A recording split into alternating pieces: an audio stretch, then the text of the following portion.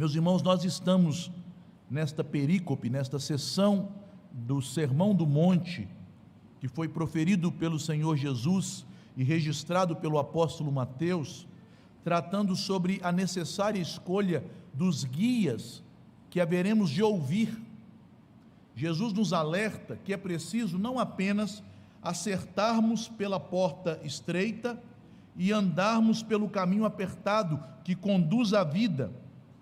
É preciso também ter os ouvidos atentos para não cairmos na influência de maus obreiros, de guias que se fazem parecer com servos de Deus, porque se disfarçam de ovelhas, mas que são, na verdade, instrumentos do maligno, pois por dentro são lobos, são ladrões, lobos roubadores, é o que diz aqui o Senhor Jesus.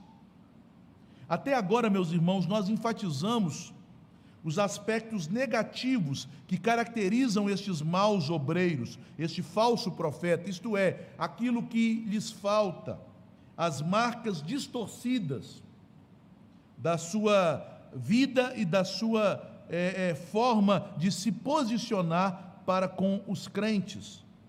Nós falamos da distorção da mensagem, da distorção do caráter e da distorção dos frutos, do modo de vida de um falso profeta. Com isso, nós temos apontado para as coisas que um falso mestre tenta de todas as maneiras esconder. Ele usa uma máscara de piedade, ele usa uma veste de ovelha para ocultar, para se disfarçar, a fim de que nós não percebamos quem de fato eles são. Contudo, meus irmãos, Jesus também trata aqui nesta perícope, nesta sessão, de evidências mais tangíveis, mais palpáveis, mais claras, que você vai observar e facilmente identificar um falso mestre. Coisas que não estão ocultas em sua vida e que na realidade são as marcas distintivas do ministério de um falso profeta. Desse modo, ficará muito mais simples identificarmos logo numa primeira observada quem são os enganadores que têm tentado capturar, enredar o rebanho.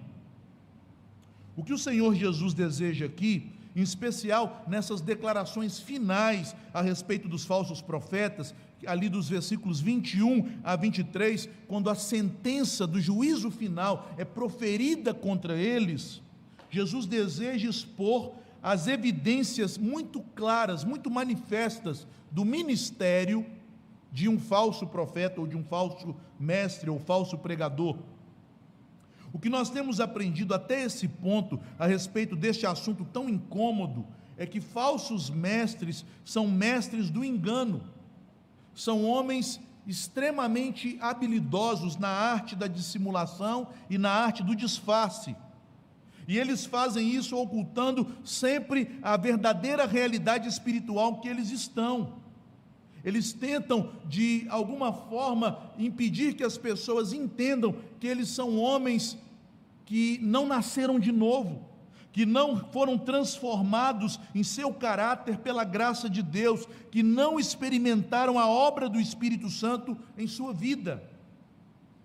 Por conseguinte, estas pessoas se tornam instrumentos de Satanás, porque eles, embora pareçam servos de Deus, eles ainda vivem sob o domínio de Satanás, eles vivem nas trevas, e Satanás os usa para, com a sua mensagem e ministério, produzir nos crentes uma falsa paz, uma falsa sensação de paz, porquanto eles levam as pessoas a acreditarem que elas estão em Cristo, que elas já receberam a salvação, que elas possuem a fé verdadeira, sem que de fato tenham experimentado o poder do Espírito Santo, que não apenas dá ao pecador o perdão dos seus pecados, mas que também, de maneira progressiva, o liberta dos pecados, o liberta de uma vida ímpia, segundo as inclinações e as paixões da nossa natureza caída.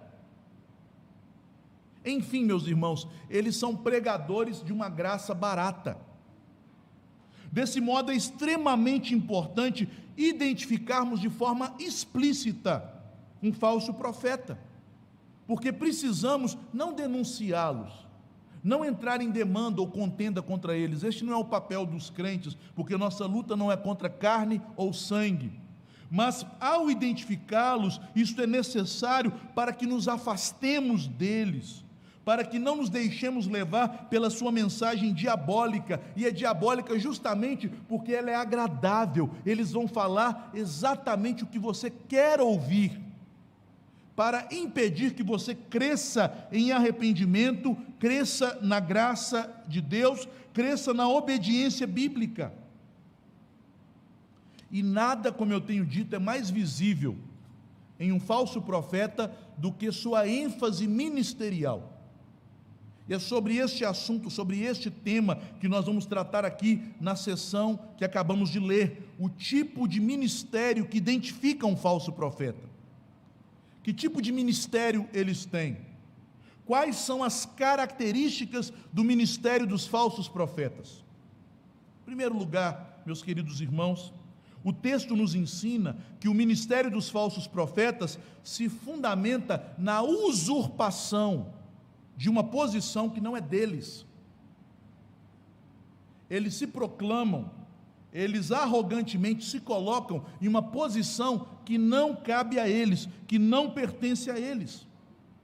Vejamos que Jesus abre o versículo 21, esta parte do ensino sobre o ministério dos falsos profetas, demonstrando como eles tentam simular uma intimidade, uma proximidade com o próprio Senhor. Eles o chamam de Senhor, Senhor. E como nós já vimos em outro sermão, esta forma de tratamento na cultura hebraica, repetindo o nome de alguém ou o título de alguém, indicava amizade, intimidade, proximidade. Era assim que Deus tratava os seus servos diletos, os seus servos próximos. Deus fez assim com Abraão, lá em Gênesis 22, quando Abraão mostrou sua fidelidade e obediência ao Senhor, oferecendo Isaque para ser sacrificado, Deus então disse: Abraão, Abraão. Foi assim também que Deus falou a Jacó, quando confortou o coração de Jacó, para que ele descesse à terra do Egito, a fim de se encontrar com José, e Deus então diz a Jacó: Jacó, Jacó, meu servo, não temas em ir para o Egito. Deus chamou Moisés da mesma forma, na sarça ardente, repetindo o nome do profeta: Moisés, Moisés. Da mesma forma, Jesus se dirigiu desta maneira a Marta, a Pedro, quando disse que estava orando, intercedendo por ele. O Cristo glorificado se dirigiu assim a Saulo, no caminho de Damasco: Saulo, Saulo, isto é, meu vaso eleito, meu precioso Saulo, por que você me persegue? Vejam que estes falsos profetas simulam intimidade com Cristo ao chamá-lo de Senhor, Senhor. Mas veja, queridos irmãos, qual é a declaração impressionante de Jesus. Jesus declara: nem todo que diz Senhor, Senhor entrará no reino dos céus. E quais as conclusões ou inferências que temos que tirar a partir dessa sentença, dessa declaração de Jesus? Em primeiro lugar, isso significa que a única forma de alguém entrar no reino dos céus é confessando que Jesus é o Senhor. A pessoa que é salva, que herda a vida eterna, que adentra pelo reino celestial, ela precisa crer naquilo que a Bíblia declara acerca de Jesus, que Ele é o Filho de Deus e Senhor, que Ele é eterno com o Pai, que Ele veio ao mundo e se fez homem. Ele se humilhou, mas não pecou em nada. Ele se entregou na cruz para a nossa redenção, e Ele ressurgiu para a nossa justificação. Que esse Jesus, o Cristo, ao ressurgir pelo seu próprio poder, recebeu do Pai toda a autoridade nos céus e na terra. Por isso Ele é o Rei dos reis e o Senhor dos senhores. Ele é o soberano Senhor. Todo verdadeiro crente, meus irmãos, deve acreditar de coração nessas verdades e deve professá-las, deve confessá-las diante dos homens. Jesus Cristo é o Senhor. Conforme a Bíblia explica, conforme a Bíblia revela o que esta declaração significa. E tal convicção, as Escrituras nos dizem, não é produzida pela natureza humana, e sim pela ação do Espírito Santo. É o que está em 1 Coríntios 11:3, quando o apóstolo declara: todo aquele que diz que Jesus é Senhor tem o Espírito Santo. Porque quem tem o Espírito Santo não pode dizer anátema, maldito Jesus. No entanto, ao dizer que todo que diz que Jesus é Senhor tem o Espírito Santo, o apóstolo Paulo não está falando da profissão de fé, mas da convicção de coração. E isto se casa, coaduna com a afirmação de Jesus, que ele está dizendo: para entrar no reino, tem que dizer que eu sou Senhor. Mas nem todo que diz que eu sou Senhor entra no reino, porque nem todos os que fazem essa declaração estão convictos no coração de que eu sou de fato o Senhor da vida deles. Nem todos que declaram que Jesus é o Senhor agem de conformidade com a fé que professam. É o que está em Lucas 6,46, quando Jesus, ele indaga a multidão: por que me chamais Senhor, Senhor, e não fazeis o que vos mando? Então seria uma confissão vazia chamar Jesus de nosso Senhor e continuar a vivendo obedecendo a nós mesmos, e não aquele a quem eu digo: é meu Senhor, é o meu dono, é o que me comprou por alto preço. Estamos aqui então, meus irmãos, tratando de uma verdade bíblica terrivelmente incômoda, que uma pessoa, percebam, um de nós aqui pode ser um cristão, professar uma fé ortodoxa, correta, bíblica, crer em todas as verdades que a Bíblia fala a respeito de Jesus, da sua obra, sem de fato ter se entregado a Ele como seu servo, sem de fato ter recebido a obra do Espírito Santo em seu coração. Uma pessoa que afirma que Jesus é Senhor, não obstante, não entrará no reino dos céus. É o que Jesus está dizendo. Conforme os teólogos comentam, esse tipo de fé que não é salvadora, ela é chamada na teologia de fé histórica ou intelectual. E é um tipo de fé não salvadora que aparece nas Escrituras, produzida pela mente humana, pela mente natural, tal como nos fala Tiago capítulo 2, verso 19, quando Tiago diz: crês tu em Deus, fazes bem, até os demônios creem e tremem. Quando Jesus se manifestou diante dos endemoniados, como no caso dos gadarenos, os endemoniados se prostraram, adoraram a Cristo, declararam o seu senhorio, o chamaram de Filho de Deus, mas eles não fizeram isto convertidos de coração, sujeitos a obedecê-lo voluntariamente em amor. Eles declaram que Jesus é Senhor, mas eles não servem a Jesus. Portanto, há pessoas que têm esse tipo de fé, uma fé meramente intelectual, uma fé que é própria dos demônios, que já viram Jesus em sua glória, mas não se submetem a Jesus. Meus irmãos, na verdade, esta visão de nossa época, do meio acadêmico, de que uma pessoa culta, intelectual, ela tenderá ao ateísmo, ao agnosticismo, é uma grande bobagem. Na verdade, uma pessoa verdadeiramente culta, intelectual e honesta intelectualmente, se ela ler a Bíblia de forma séria, ela tenderá a crer nessa mensagem, de que houve um Jesus histórico, e que esse Jesus histórico é o Jesus da Bíblia, e que a ressurreição não é uma convicção ou uma invenção de homens, mas é um fato histórico. Um grande historiador da Universidade de Oxford, chamado N.T. Wright, na sua obra A Ressurreição do Filho de Deus, uma obra de quase 2.000 páginas de investigação historiográfica, prova com fontes, documentos e argumentação científica a veracidade do Evangelho.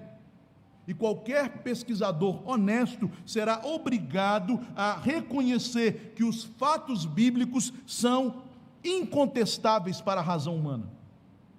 Podem não ser alcançados ou entendidos pela razão humana, mas não são passíveis de contestação racional. Por isso, meus irmãos, é possível que uma pessoa, até pelo ambiente que foi criado, nasceu no lar evangélico, cresceu ouvindo falar que a Bíblia é a palavra de Deus, que Jesus é o Senhor, percebeu a ação de Deus sobre a sua família, as bênçãos de Deus sobre a sua casa. Ela nasceu e cresceu acostumado com as coisas sagradas, sem tê-las experimentado no coração. E criado então naquele ambiente, é possível que a pessoa tenha uma convicção meramente intelectual sobre as verdades do Evangelho, sem uma transformação de coração e de vida, que se manifesta pelo poder do Espírito Santo, que regenera o homem, que o faz nascer de novo, que o transforma, que o torna nova criatura. Há também nas Escrituras um outro tipo de fé, que é muito comum na espiritualidade dos nossos dias, que é uma fé que não salva, que não serve para conduzir o homem ao reino dos céus. É a fé que Deus e Cristo pode produzir milagres ou atos sobrenaturais para nos abençoar. Esse tipo de fé que não salva é explicada em uma narrativa do Evangelho que se encontra em Lucas 17, de 11 a 19, quando 10 leprosos foram até Jesus, e no versículo 13, eles se dirigem a Jesus, crendo que Jesus tinha poder para curá-los. Eles dizem: Jesus, mestre, tem piedade de nós. Eles pedem: cura-nos, purifica-nos dessa doença incurável. Para a ciência daquela época, para o conhecimento humano e a medicina daquela época, livra-nos da lepra. Muitos crentes hoje têm sido ensinados que a fé é crer no sobrenatural, mas a fé que crê no sobrenatural não é a fé que te salva. Pessoas que creem no sobrenatural apenas também estão indo para o caminho da perdição, porque daqueles 10 leprosos, apenas um, depois de ter recebido o milagre do Senhor, a bênção da restauração da sua saúde física, voltou para adorar a Cristo como Deus e para agradecê-lo, conforme está no versículo 19 de Lucas 17. E Jesus então declara àquele leproso que o adora e o agradece: a tua fé te salvou. 9 tiveram fé para ser curados, apenas um creu para ser salvo. Percebam, são tipos de convicção, tipos de fé totalmente diferentes em sua substância e resultado. Muitas pessoas têm exercido a fé em Deus apenas com o interesse de que Deus as ajude em suas angústias, tirando-as de problemas na sua família, na sua saúde, na sua vida financeira, nos seus relacionamentos. Mas esse tipo de fé qualquer homem natural pode ter. Ela não é a fé salvadora, que é dom de Deus para os seus eleitos. A fé salvadora nos leva a buscar a Cristo para abrirmos mão de nós mesmos, da nossa vontade, e nos sujeitarmos a Ele como nosso Senhor. Desse modo, meus irmãos, os falsos mestres, eles possuem fé em Jesus, mas não a fé verdadeira, não a fé que salva, porque a fé verdadeira é dom de Deus e não produto da mente humana ou das emoções e convicções humanas. A Bíblia nos diz que a fé verdadeira é a fé que pertence aos eleitos, conforme nos diz Paulo a Tito. É a fé preciosíssima e santíssima, conforme escrevem Judas em sua epístola e o apóstolo Pedro. Mas a fé falsa, por outro lado, ela se manifesta de uma maneira que demonstra que a pessoa não foi transformada pela graça. A fé que vem de Deus te torna uma pessoa humilde, quebrantada, dependente do Senhor e que deseja a vontade do Senhor sobre a sua vida e não mais a sua vontade. É a fé dos bem-aventurados, que são pobres de espírito, choram arrependidos pelos seus pecados, são mansos, têm fome e sede de justiça, são misericordiosos. Estas são as evidências de que alguém recebeu o dom da fé que vem de Deus. Mas a fé humana torna o homem aquilo que ele sempre foi. Ele usa a sua fé e manifesta com esta fé carnal o seu caráter não regenerado, que é presunçoso, orgulhoso, extremamente o contrário das evidências de uma pessoa regenerada. E é isso que nós vemos aqui na vida dos falsos profetas. Eles são homens que pensam de si mesmos mais do que convém. Eles não alegam que conhecem a Jesus por causa da graça de Cristo ou da obra de Cristo em favor deles. Eles não querem entrar nos céus pelo que Cristo fez por eles, mas por aquilo que eles acham que fizeram por Cristo. Percebam? Eles jogam na cara de Cristo: olha o que nós fizemos para o Senhor, olha como nós produzimos para o teu reino. Ao invés de dizer: Senhor, eu sou um miserável pecador, mas eu creio em Ti, eu creio no Teu sangue, eu creio no poder da Tua morte, eu creio na remissão dos pecados, tem misericórdia de mim. Mas vejam, meus irmãos, que a fé carnal e falsa se evidencia em um caráter carnal e também humano, presunçoso. Eles se enxergam em uma posição acima da que possuem, pois nem mesmo se converteram, eles nem mesmo entraram no reino, eles nem mesmo foram chamados a Cristo, nem mesmo foram vocacionados pelo chamado do Espírito Santo, mas se acham os principais no reino. Eles colocam a si mesmo como homens especiais, com dons e com uma vocação ministerial superior. Não receberam nem o chamado para a conversão, mas se julgam chamados para serem os principais dentro do reino. Vejam, meus irmãos, que ao dizerem que eles são fazedores de sinais, eles estão se colocando no mesmo patamar de Moisés, Josué, Elias, Eliseu, Cristo, os apóstolos. Como diz aquele gracejo popular: eles nem entraram no ônibus e já querem sentar na janelinha. É assim. Nós fazemos milagres, nós somos os tais. Mas percebam, meus irmãos, que a Bíblia, embora diga que todos nós sejamos santos em Cristo, separados do mundo, separados das trevas, por causa da obra de Cristo em nosso favor, a Bíblia investe de uma santidade especial os apóstolos e profetas, conforme está em Efésios 3:5. E eles foram separados não apenas para a salvação, eles foram separados para serem os instrumentos de Deus, para revelarem à humanidade, à igreja de Deus, a palavra de Deus. Por isso eles são santos nesse sentido. A Bíblia diz que eles são os santos profetas e os santos apóstolos.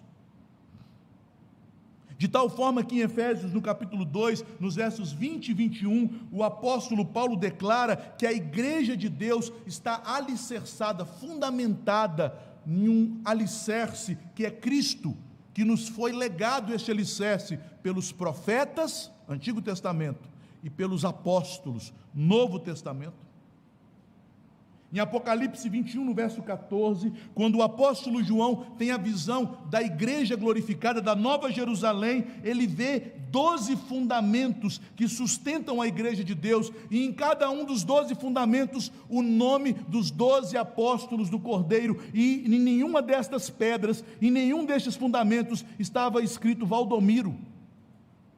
Eram os 12, e somente os 12. Profetas e apóstolos são as testemunhas fundamentais que Deus escolheu, que Deus vocacionou de forma direta e extraordinária para serem os canais da revelação.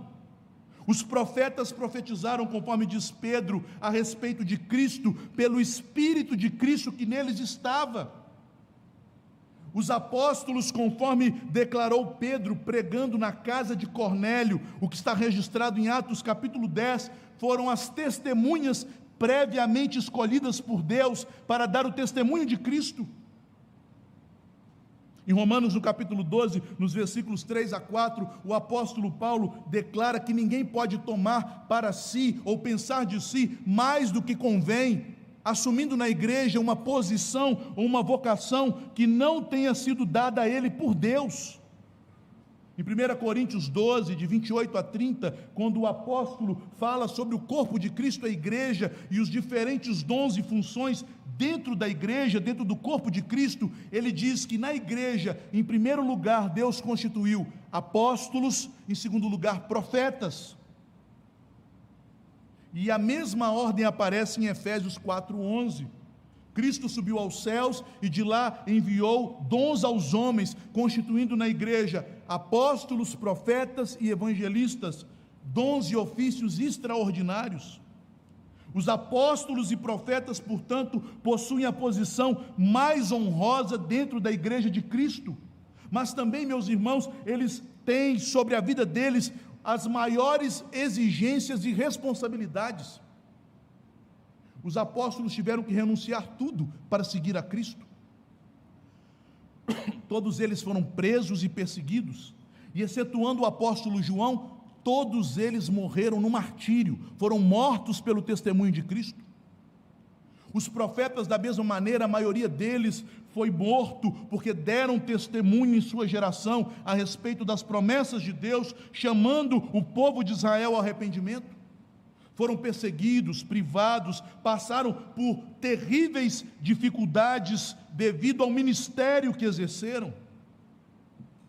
Mas hoje as pessoas se dizem: eu sou profeta, eu sou apóstolo, andando de avião, com fazenda cheia de gado, vendendo grão de feijão.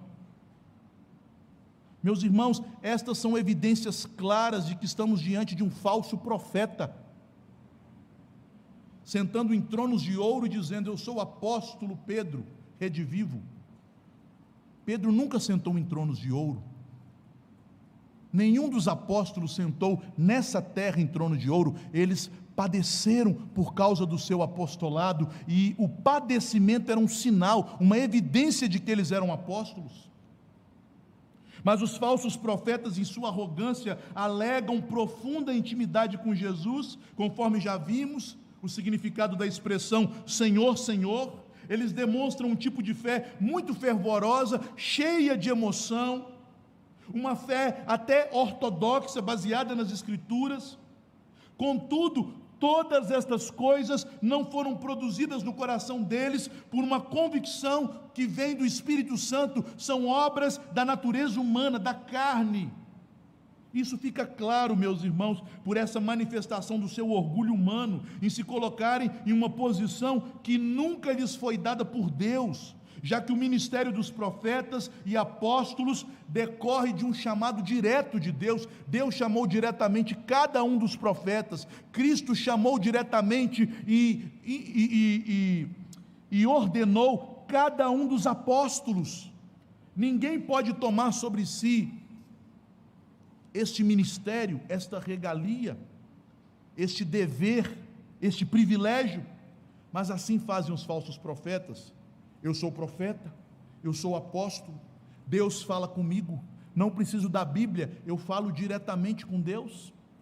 Cuidado, meus irmãos, todos aqueles que demonstram essa evidência no seu ministério não são de Deus, ainda nem conhecem a Cristo. Em segundo lugar, o ministério dos falsos profetas se baseia na demonstração de poderes miraculosos e não no poder do Espírito Santo que regenera o pecador. Por eles se autonomearem os primeiros dentro da igreja, os primeiros dentro do reino dos céus, algo que não lhes pertence, estes falsos profetas continuam em sua crescente de arrogância, dizendo que não apenas são estes homens santos no mesmo patamar de apóstolos e profetas, mas que eles fazem as mesmas obras, se declaram operadores de sinais sobrenaturais.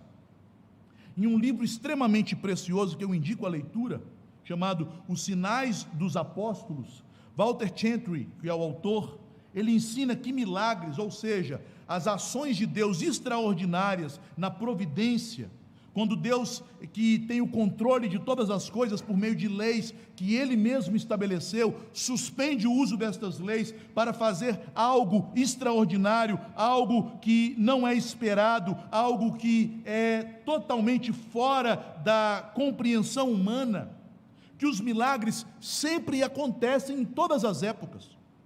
Na verdade, meus irmãos, Deus age com milagres, principalmente em resposta às orações do seu povo, para que com os milagres Ele demonstre o seu poder, a sua graça e a sua bondade, que Ele é um Deus fiel.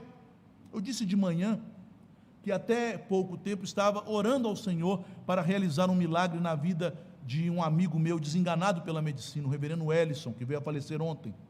Estava já tomado de câncer. Deus poderia tê-lo curado, porque Deus pode fazer milagres. Nós já vimos milagres aqui em nosso meio. Nós testemunhamos milagres em nossa igreja. Estou olhando para um agora, não é, Moisés? Nós sabemos que Deus faz estas coisas. No entanto, não foi o propósito de Deus curar o meu amigo, o reverendo Ellison. Ele está na presença do Senhor. Mas a Bíblia não nos proíbe, meus irmãos, de crer. Na verdade, a Bíblia nos estimula a crer que Deus é poderoso para agir sobrenaturalmente, a fim de cumprir as promessas que Ele faz ao seu povo, a fim de manifestar a sua glória. Os crentes devem e podem orar, devem e podem pedir a Deus sua intervenção miraculosa sobre o curso das coisas que Ele mesmo governa. E nós sabemos que Deus responderá conforme a sua vontade. No entanto, meus irmãos, uma pessoa dotada do dom de fazer sinais e milagres, simplesmente ela dá ordem, porque Deus deu a essa pessoa a autoridade de ordenar para que os eventos sobrenaturais aconteçam. Hoje à tarde, na meditação em Josué, no capítulo 10, nós vimos um exemplo assim. Josué não orou a Deus para que o curso da lua e do sol ficassem imóveis, não, ele deu uma ordem: lua, pare, sol, pare, e isto aconteceu. Moisés não orou a Deus pedindo: Senhor, transforme esta vara em uma serpente. Não, ele simplesmente, pela autoridade que Deus lhe havia dado, ele lançou sua vara no chão e ela se transformou em uma serpente. Ele tocou na cauda da serpente e ela tornou em seu bordão mais uma vez. João e Pedro, quando entravam no templo e foram ali chamados para ajudarem um paralítico, eles não oraram ao Senhor para ajudar aquele homem, para curar aquele homem, mas Pedro, fitando aquele homem, disse: eu não tenho ouro nem prata, mas o que eu tenho te dou, levanta e anda, e imediatamente ele foi curado. Lucas registra no livro de Atos que Pedro era usado por Deus com tamanho poder que as pessoas nas calçadas de Jerusalém colocavam os enfermos, os possessos, e quando Pedro passava por aquelas ruas, a sombra dele curava os enfermos e libertava os possuídos pelo diabo. Da mesma forma, o apóstolo Paulo orava por peças de roupa das pessoas e elas à distância eram curadas. Jesus dava ordens e os milagres aconteciam. Ele deu ordem à tempestade, aos ventos e aos mares, e eles se acalmaram. Percebam, queridos irmãos, a grande diferença que há entre a oração da igreja para que Deus faça o milagre e o dom de realização de sinais. As Escrituras claramente nos ensinam que aqueles que pensam que o fazer sinais como dons é algo que existe na igreja de hoje, aqueles que pensam assim, laboram em erro e em grave equívoco. Porque ao examinarmos as Escrituras, meus irmãos, nós vamos ver a história de muitos homens e mulheres cheios de fé, pessoas piedosas, que não receberam de Deus estes dons. Dos dias dos patriarcas, de Adão, de Noé, passando por Abraão, Isaque, Jacó, José, que foi um homem usado por Deus, um homem piedosíssimo, Judá, todos os patriarcas, nenhum deles realizou sinais.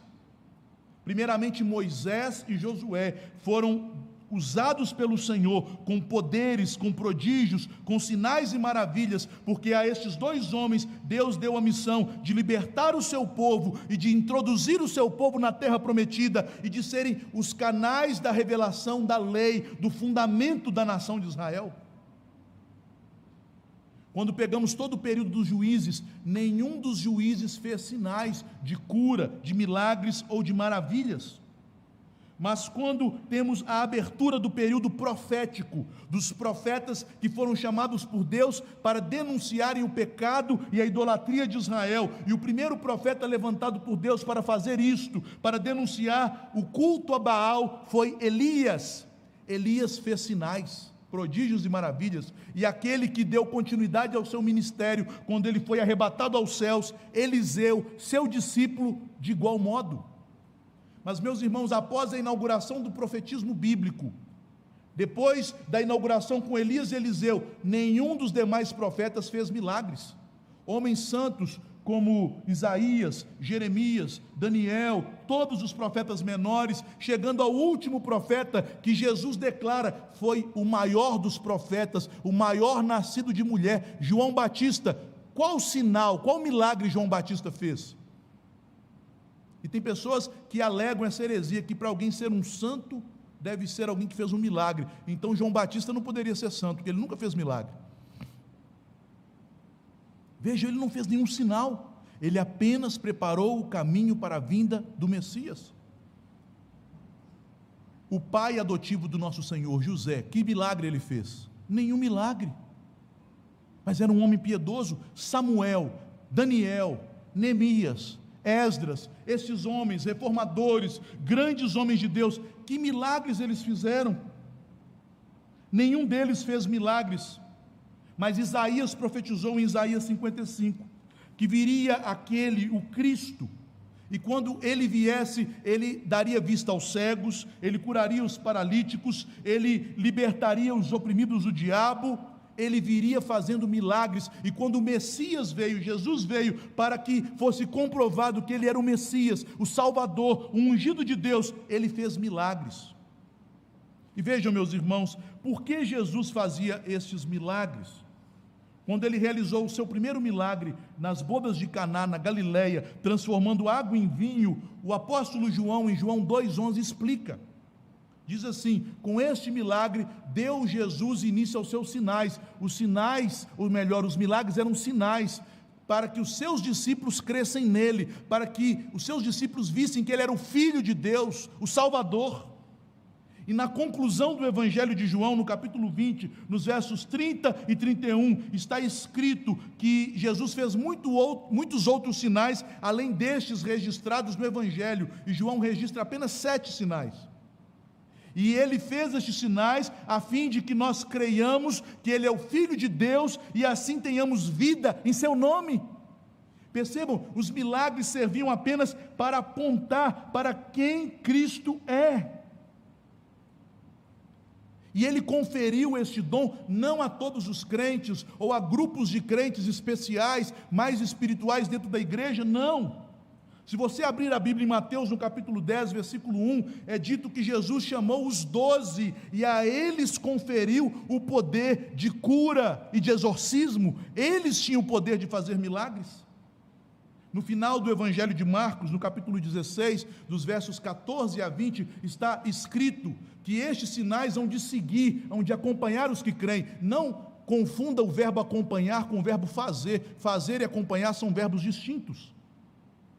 Infelizmente, muitos irmãos têm pegado esse texto e distorcido, dito: estes sinais serão feitos pelos que creem. Então toma veneno para ver se você não morre. Pega numa cobra venenosa, numa cascavel, para ver se ela não vai te matar. Porque esses sinais estão enumerados lá em Marcos 16. Estes sinais eram para ser feitos pelos apóstolos. E a conclusão do capítulo, verso 20 de Marcos 16, deixa isso muito claro, dizendo que eles, os apóstolos, os 11, foram, pregaram o Evangelho, e Deus cooperava com eles por meio dos sinais.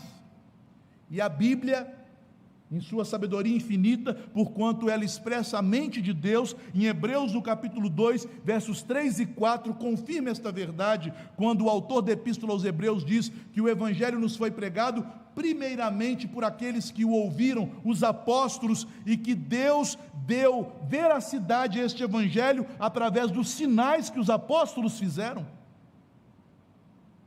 Para fecharmos este ponto, este assunto, o apóstolo Paulo, de forma muito clara, categórica, afirma em 2 Coríntios 12, que os sinais, as realizações miraculosas que ele fazia, eram credenciais do apostolado, isto é, eram evidências de que ele era um apóstolo. Portanto, os sinais eram feitos pelos apóstolos. 2 Coríntios 12, que os sinais, milagres, atos de poder que ele fez no meio de vós, são credenciais do meu apostolado. Meus irmãos, ao lermos as páginas do livro de Atos, a igreja primitiva avivada se havia necessidade de sinais, por várias vezes é registrado na Bíblia, e muitos sinais eram feitos por todos os crentes, é assim que está na Bíblia? E muitos sinais eram feitos pelos apóstolos. Uma irmã chamada Tabita, Dorcas, morreu. Os crentes preparam o sepultamento dela, e ficam sabendo, Pedro está na cidade ao lado, chamem Pedro, porque ele é apóstolo, ele pode fazer milagres. Nenhum dos irmãos orou pela ressurreição de Dorcas, mas Pedro, quando chegou ao lugar em que ela estava sendo preparada para o velório, Pedro orou e ela ressuscitou. Por que nenhum daqueles crentes piedosos fez isso? Será que eles eram incrédulos? Será que eles não tinham fé? Meus irmãos, não deixe se levar por esse tipo de pregação herética que está disseminado nas igrejas e até nos arraiais das igrejas bíblicas e reformadas. A Bíblia nos ensina, e nós devemos concluir, que o dom de operação de milagres é restrito a poucos servos de Deus, que foram escolhidos e comissionados pelo próprio Deus para uma missão especial, uma missão intimamente ligada à dádiva da revelação, à lei, à profecia e o Evangelho. É por isso que quando Cristo, o Verbo de Deus, se manifestou na terra em sua glória, no Monte Santo, no Monte Hermon, no Monte da Transfiguração, quem estava ali para testemunhar da divindade de Cristo? Moisés, a lei, o primeiro a fazer sinais. Elias, a profecia, o segundo na ordem, e os apóstolos. Eles deram testemunho da glória de Cristo, e Deus testificou que eles eram seus mensageiros pelos sinais que eles faziam.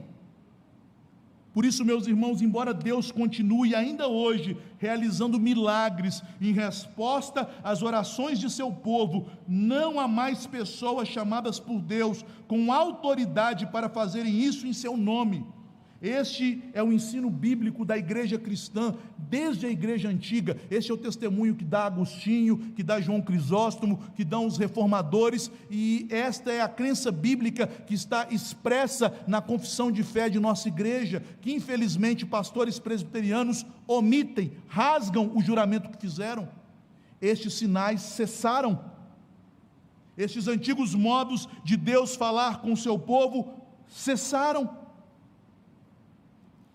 Qual é então a terceira característica do ministério dos falsos profetas? O ministério deles produz o engano e não a santificação. Meus irmãos, alguém pode estar se perguntando, e essa pergunta é pertinente, mas ainda hoje não há pessoas que realmente têm feito sinais e milagres?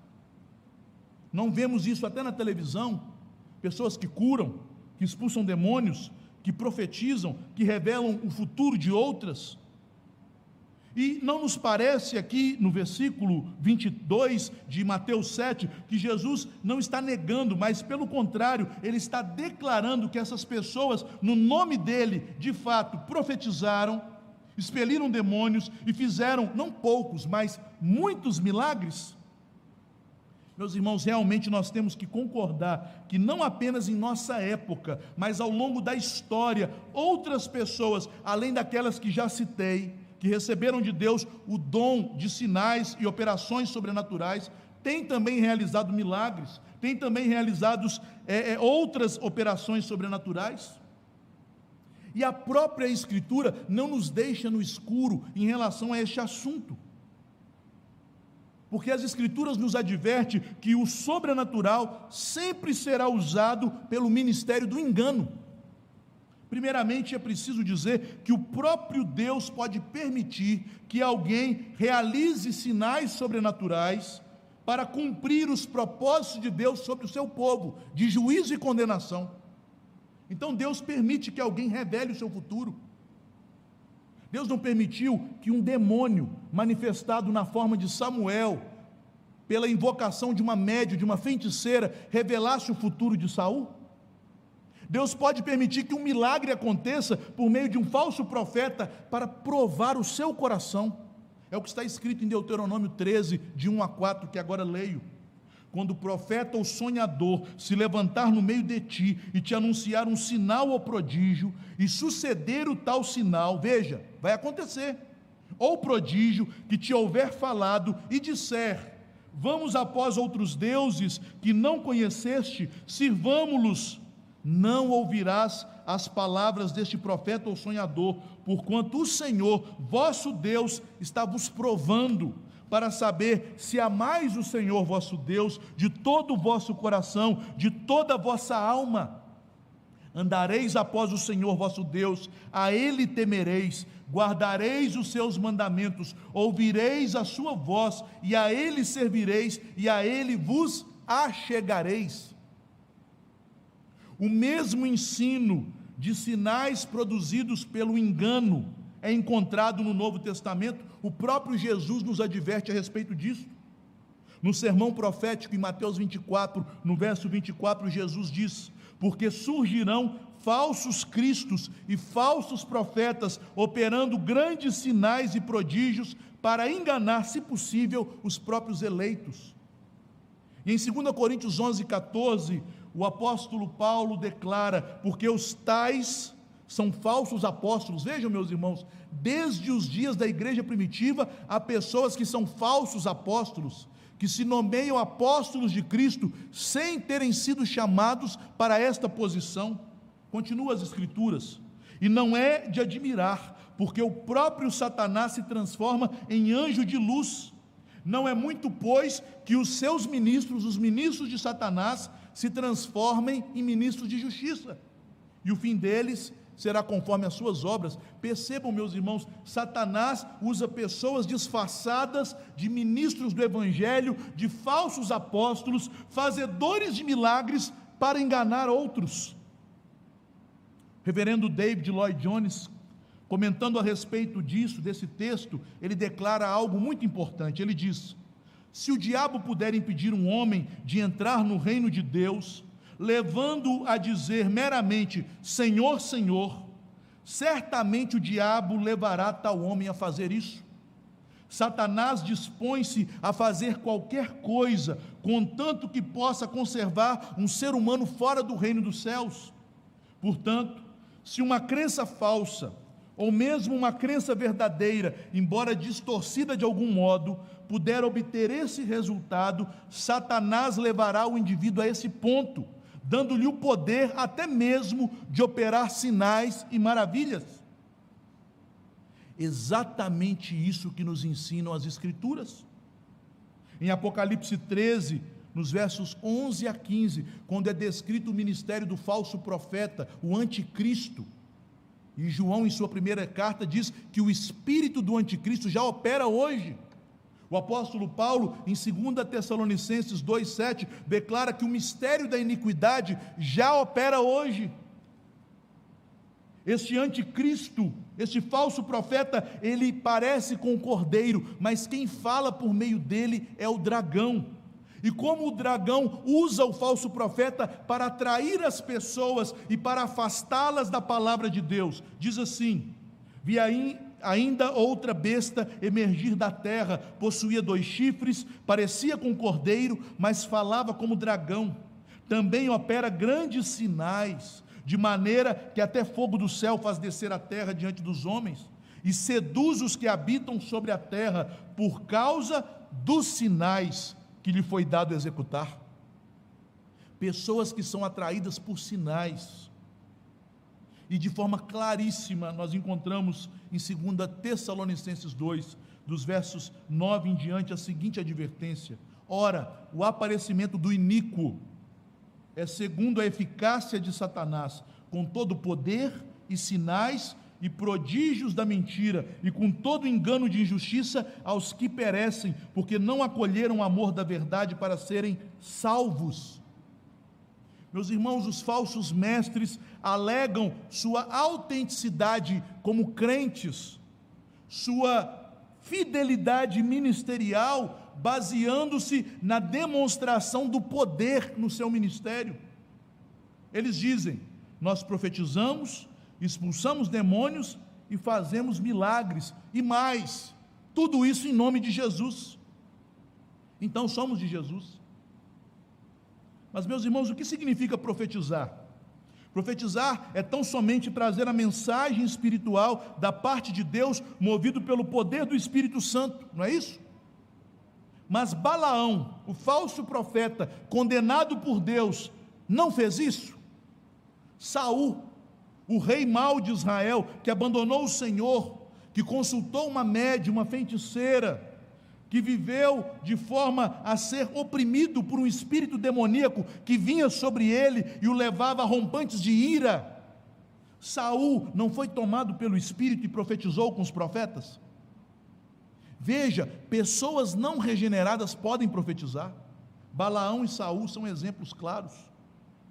E quanto a expulsar demônios, vejam, meus irmãos, que a atividade de expulsar demônios, de exorcismo, é um tipo sobrenatural de milagres que não ocorreu em todo o período do Antigo Testamento. Ninguém no Antigo Testamento recebeu autoridade sobre os demônios, porque esse tipo de autoridade era um sinal que evidenciava a vinda de Jesus como Cristo, o Messias, e a vitória de Cristo sobre os poderes das trevas. Por isso Jesus foi o primeiro que exorcizou os demônios. É um tipo de sinal que foi realizado por Cristo e pelos seus discípulos imediatos.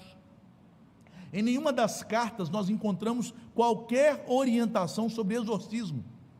Em nenhuma das cartas à igreja nós encontramos qualquer menção desse fato na igreja primitiva. Mas vejam, havia pessoas simulando e falsificando estas coisas já nos dias de Jesus. Em Mateus 12, 27, é dito que havia exorcistas judeus que expulsavam demônios. Em Atos 19, a Bíblia nos conta destes exorcistas judeus que expulsavam demônios em nome de Jesus, o qual o apóstolo Paulo prega. É interessante notar, meus irmãos, que em relação a este fenômeno sobrenatural, o exorcismo, que as Escrituras nos ensinam de forma muito clara que esse tipo de atividade, como ênfase ministerial de alguém, é uma evidência de que estamos diante de um falso mestre. O apóstolo Pedro, em 2 Pedro, no capítulo 2, dos versos 10 a 12, diz que os falsos mestres, eles não têm nenhum conhecimento ou respeito pelas autoridades espirituais, que eles se julgam dominadores dessas autoridades. O mesmo denuncia Judas, em Judas, no versículo 8 a 13. E por fim, quanto à operação de muitos milagres, o diabo capacitou Janes e Jambres, os magos de Faraó, a imitarem muitos dos sinais que foram feitos por Moisés. Moisés transformou o seu cajado em serpente, os magos fizeram o mesmo. Moisés transformou as águas em sangue, os magos fizeram o mesmo. Eles realizaram maravilhas semelhantes. De igual modo, ao longo das eras, a falsa religião que está baseada nos sinais, nos milagres e não na palavra de Deus, tem colocado sempre seu principal argumento acerca da sua veracidade na manifestação de eventos sobrenaturais, de eventos milagrosos, o que claramente, conforme o ensino bíblico já citado nesta pregação, é obra de Satanás, que usa estes recursos para confundir as mentes que estão desprovidas do puro alimento espiritual, e assim opera nessas pessoas por aquilo que elas veem, pela demonstração de poder, o engano e o erro. Meus irmãos, vejamos um último detalhe.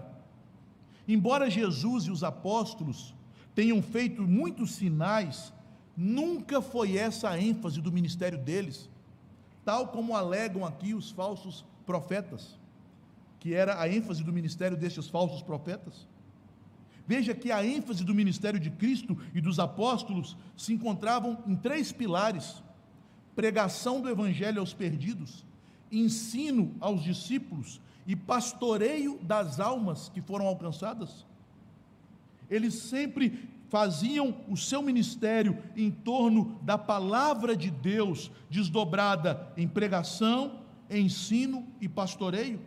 Em Marcos, no capítulo 1, versículo 38, após Jesus ter passado um dia inteiro curando multidões diante da casa de Pedro, ou da sogra de Pedro, que também fora curada por ele, Jesus se afasta, se ausenta na madrugada e vai para o deserto, para um lugar ermo.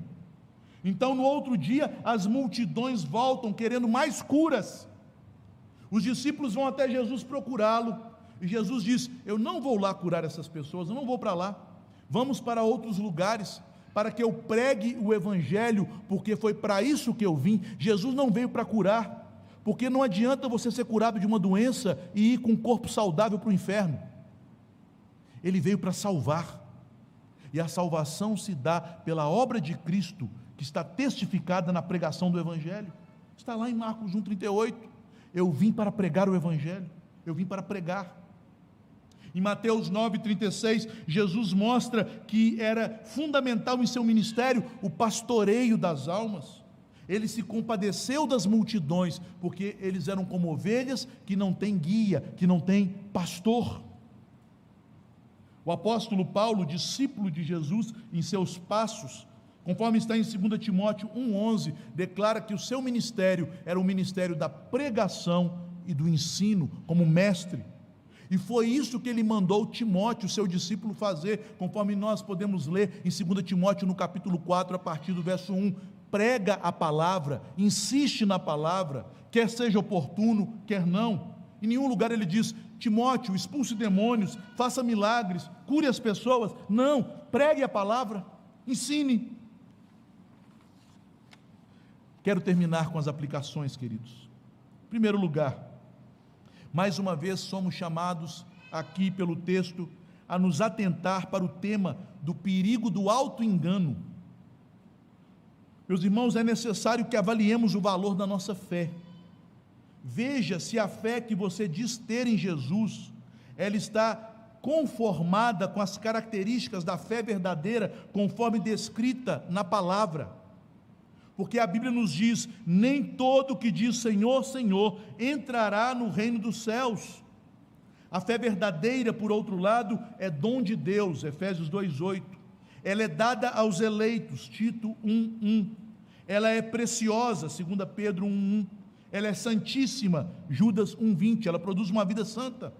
E ela nos dá boas obras, Tiago 2,17. A fé sem obras é morta. Já a fé falsa, que produz o auto-engano, a presunção de paz, quando não há paz, ela é uma fé humana, procede do intelecto ou das emoções. Ela até busca Jesus, mas sempre procurando que Jesus atenda a necessidade do homem, mas não para servir e se entregar a Jesus.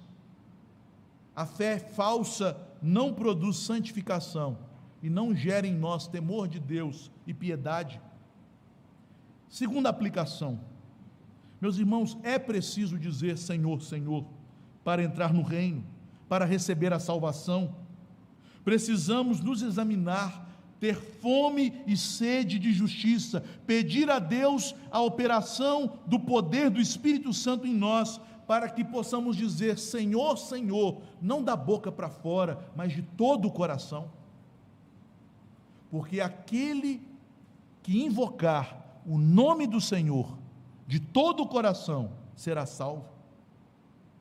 E por fim, cuidado, queridos, depois de todas estas evidências bíblicas que eu procurei, com as minhas limitações humanas, colocar diante desta igreja, cuidado com os fazedores de sinais de nossa época.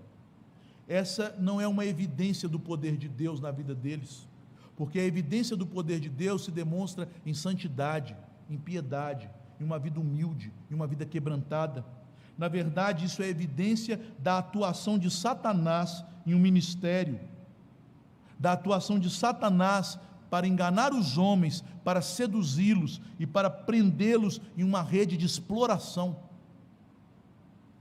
Jesus certa vez ensinou aos seus discípulos, depois de os ter enviado, e eles regressando contando que Deus os usou para expulsarem demônios, que os demônios obedeciam às ordens deles. Jesus disse a eles em Lucas 10:20, não obstante alegrai-vos, não porque os espíritos se vos submetem, e sim porque o vosso nome está arrolado nos céus.